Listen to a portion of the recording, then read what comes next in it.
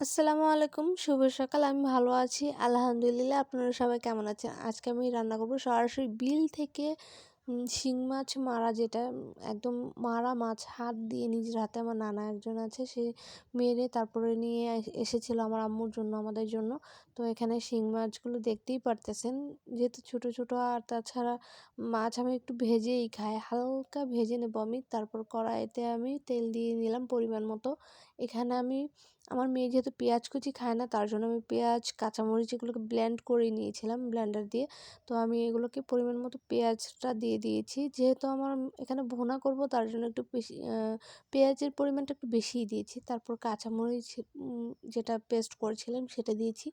এখন আমি দিয়ে দেবো পরিমাণ মতো লবণ।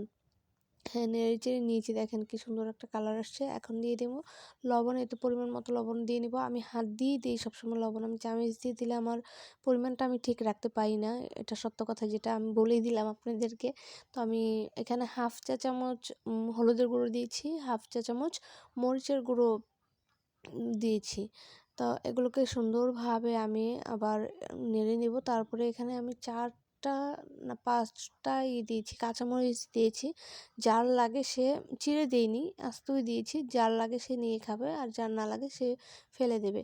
তো এইভাবে আমি হালকা একটু পানি দিয়ে সুন্দরভাবে নেড়েচেড়ে নেব। তারপর আমি এখানে ঢাকনা দিয়ে দেব, এটাকে কষাতে দেব। ঢাকনা দিয়ে এটাকে কষাতে দিচ্ছি। তো আমার কষানো হয়ে গেছে অলমোস্ট। এখানে আমি মাছটা দিয়ে দেব। মাছটা দিয়ে তারপরে এখানে নাড়াচাড়া একটু নেড়েচেড়ে দেবো। নেড়েচেড়ে দিলে এটার ভিতরে ভালোভাবে মশলাটা ঢুকবে। মাছগুলো এপিট ওপিট সুন্দরভাবেই, মানে মাছটার যে এপিট ওপিট আছে সুন্দরভাবে এটা নাড়াচাড়া দিলে মশলাটা ঢুকে যায়। তো আমি আবারও ঢাকনাটা দিয়ে দিচ্ছি।